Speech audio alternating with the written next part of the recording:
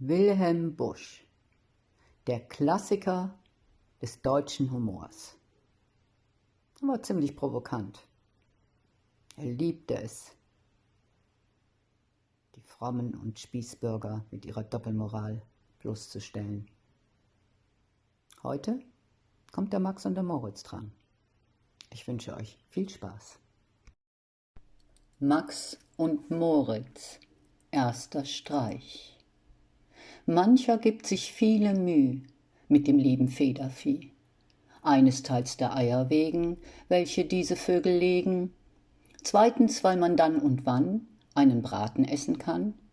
Drittens aber nimmt man auch ihre Federn zum Gebrauch. In die Kissen und die Pfühle, denn man liegt nicht gerne kühle. Seht, das ist die Witwe Beute, die das auch nicht gerne wollte. Ihre Hühner waren 3 und ein stolzer Hahn dabei. Max und Moritz dachten nun, was ist hier jetzt wohl zu tun? Ganz geschwinde 1, 2, 3 schneiden sie sich Brot entzwei. In 4 Teile jedes Stück, wie ein kleiner Finger dick. Diese binden sie an Fäden, übers Kreuz ein Stück an jeden. Und verlegen sie genau in den Hof der guten Frau. Kaum hat dies der Hahn gesehen, fängt er auch schon an zu krähen.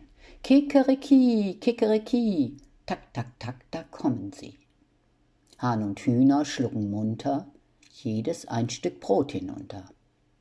Aber als sie sich besinnen, konnte keines recht von hinnen.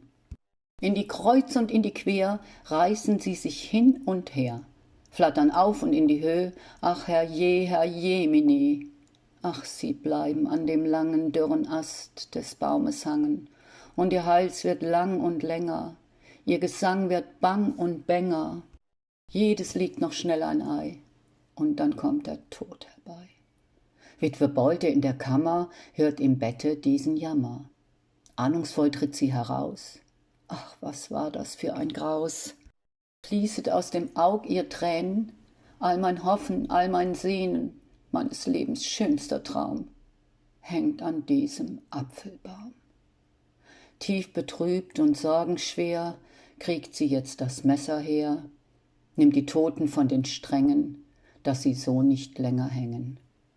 Und mit stummem Trauerblick kehrt sie in ihr Haus zurück. Dieses war der erste Streich, doch der zweite folgt sogleich. Zweiter Streich.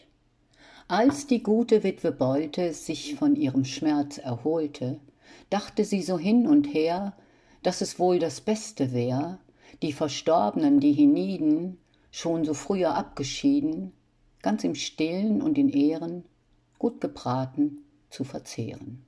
Freilich war die Trauer groß, als sie nun so nackt und bloß, abgerupft am Herde lagen. Sie, die einst in schönen Tagen, bald im Hofe, bald im Garten, lebensfroh im Sande scharten. Ach, Frau Beute weint aufs Neu, und der Spitz steht auch dabei.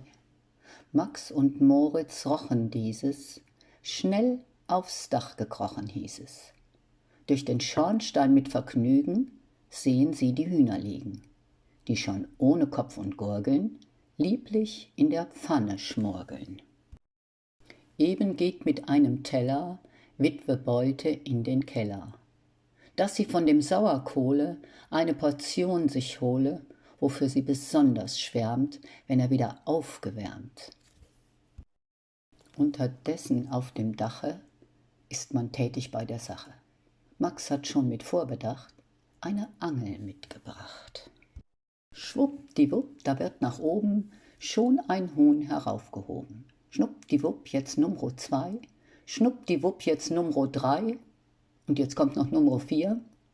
Schnuppdiwupp, dich haben wir. Zwar der Spitz sah es genau, und er bellt, Rawau, Rawau, aber schon sind sie ganz munter, fort und von dem Dach herunter. Na, das wird Spektakel geben, denn Frau Beute kommt soeben, angewurzelt stand sie da, als sie nach der Pfanne sah. Alle Hühner waren fort. Spitz, das war ihr erstes Wort.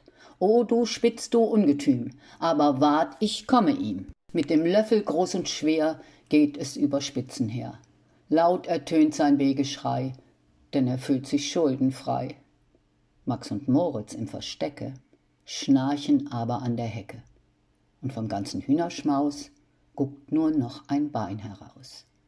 Dieses war der zweite Streich, doch der dritte folgt sogleich.